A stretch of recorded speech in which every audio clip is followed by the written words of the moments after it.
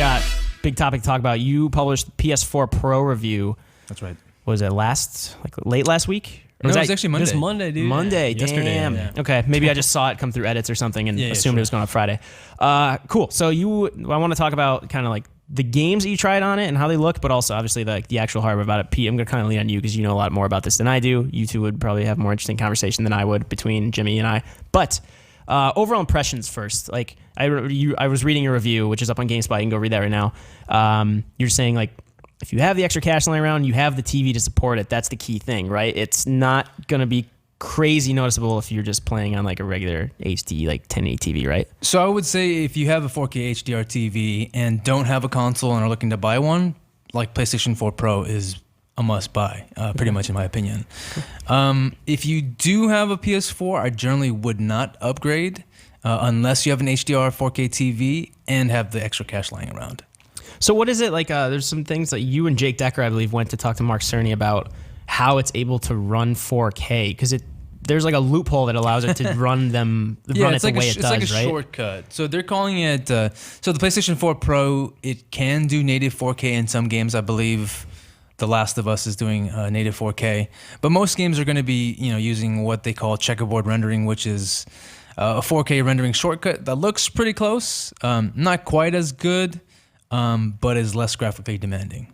Okay. And is it too like delving into minutia to talk about how it works? So basically, spatially, it takes up the same resolution space as 3840 by 2160p, but it has half the shaders, and it places the shaders in like a checkerboard fashion. Okay. And apparently, doing so is an effective shortcut. Okay, interesting. Yeah. So what other aside from like the HDR, the 4K capabilities? What are there any other draws to getting this console aside from like just the visual updates and whatnot? Yeah, so it depends on how developers want to use extra processing power, but some games could, instead of like pushing a higher resolution and HDR, they could bolster frame rates, for instance. Some games could, run at 60, whereas before they didn't. And some games like Shadow of Mordor push, better graphical fidelity. So it wasn't super noticeable when I tried it on that game, but I did notice extra wrinkles on faces and things like that. Does it definitely feel like it's fitting into the narrative of like a mid-generation upgrade versus like a new console? Like obviously it's not that big of a difference. So that kind of answers the question, but like as someone, who just using a console, it's better than the previous one. Like where does it fall for you in terms of that identity? Yeah, I would say it's somewhere in between a traditional console refresh and like a next generation console. It's somewhere in between there. Well, yeah. Basically, what I noticed, like from my tests so far, and granted, there weren't too many games that supported the PS4 Pro enhancements, although more are coming, I think, on the 10th when it actually launches. Generally, the thing that I noticed was that you get better anti-aliasing, especially at 4K, although you kind of notice it at 1080p as well. And interestingly enough, colors look different on the PS4 Pro in certain HDR games. And that's interesting because the base PS4 also supports HDR.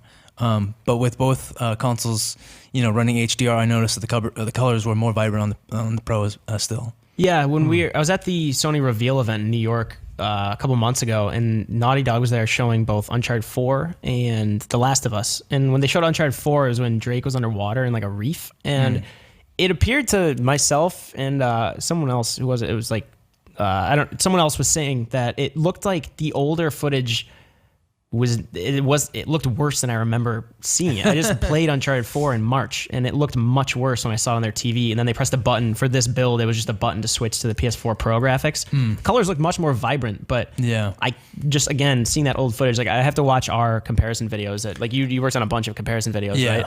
That's what I want to talk about also. In terms of like we can go back to the hardware side if we want to, but in terms of the games, you mentioned Shadow of Mordor, Titanfall 2, I believe was like released with PS4 Pro support. It didn't have the patch when I tested it, although I think it's getting it soon. Okay, interesting. Maybe that's why it took so long to download. Didn't it take like a while to download for you too, Titanfall 2? Don't remember, man. Oh, never mind. I thought we had ranted about this. I don't know, something. But I do believe that. I wasn't there at the New York event, but I do believe that The Last of Us and Uncharted probably did look as accurate as it did, and that's basically what happens when you look at something that's like marginally better. Yeah. Like when you look at the old version, it's like, oh wow, it actually looked like that. And it's like try going back and looking at like a 480p like TV. It's like, wow, I actually watched that for like several years. It looks pretty bad now. Sure. As far as like development side goes, is it up to the developers whether they work to institute the support? Like Sucker Punch has it with Second Son, but that game came out 2013. Same with Shadow Mortar was 2014. Yeah. But like some of these games are pretty old, I guess, or like a few years old. Like how do they decide whether to support the games? Well, if you look back at the conversation you had with Cerny, right? I mean, he kind of stated that like, look, our target for how much extra work this is going to take is like 0.3% of like the overall. He told me it was like going to take one programmer roughly 3 weeks. Right. And so in my mind, and tell me what you think too, like that's probably just because a lot of the times this is just changing a setting in the rendering engine, right? Like it's not really like they're rebuilding the whole game in like, a really intricate way. It's kind of just like, yeah, we'll bump up the anti-aliasing or we'll enable this. And then we just have to bug test it, right? Yeah, I mean, he made it sound like they were developing the ecosystem to make it easy for developers to patch. Right. And yeah, games will have to be patched to support the pro enhancements. They won't work right out of the box, and because they're giving game developers the freedom to use extra processing power as they see fit, it can be a bit confusing as to what the games will get with the update. Like I mentioned, some games will have faster frame rates. Some games will, have higher resolution textures, or just basically better graphical settings. The same dilemma every developer faces when they release their games on console. Like people say a console can't run this game at 30 or at 60 frames per second, Sure. X game, and it's like right because the developer wanted the game to look so good that it's then taking up so much power. It's not dependent on the console; it's dependent on the developer. Yeah, it's confusing me because it seems like an easy win if it would take one programmer 3 weeks to institute this to work on this patch. Right. Why But would you do it? What do they want though? Do they want the game to just look pretty, or do they want it to run faster? Like Right. At the same time, though, it's like if you've released this game that's like 3-4 years old or whatever, 3 years old, is it worth it to you to go back and send a programmer to spend time like recoding it or whatever, repatching it? Because the game's like sitting in bargain bins right now. Is that a good use of your time? Yeah. It's kind of an interesting question too. Right.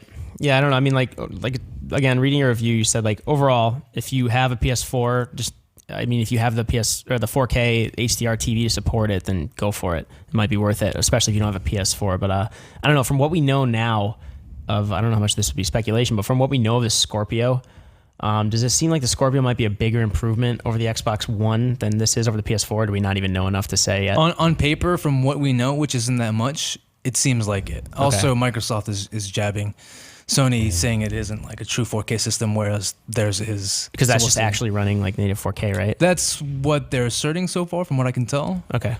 So yeah, interesting. There's one thing I want to point out about Second Son, which is interesting. It supports HDR, and on the PS4 Pro version, the colors look much more lifelike than the base PS4,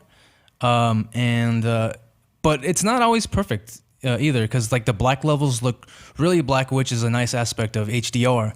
But at the same time, it looked almost too dark in certain cases. Like the character would walk in between like dimly lit hallways, and like he'd almost disappear because he's like just covered in shadows. Oh, okay, interesting. Yeah. I mean, I could not tell you what that game looks like. Or I played that game. I'd have to really look at the comparison videos, see what the differences are, because I haven't played that in such a long time. It's almost like a remaster, I guess, at this point, to me. But yeah, in general, like, I don't know. Pete, do you think you're going to get a Pro eventually? Yeah, totally.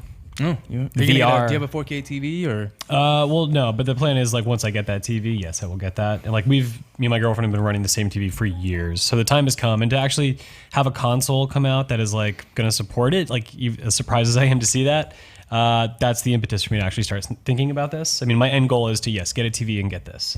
Oh, cool. Yeah. So Jimmy, your PS4 Pro review is up on GameSpot.com. If you're interested in reading that, go check that out. We have a video review for it too. Cool. Video review up on YouTube and GameSpot. So let us know what you think. Are you going to get this? Do you have a PS4? Do you want to upgrade? Do you not even have a PS4 and just want this? What do you think about this compared to the Scorpio? Let us know in the comments below.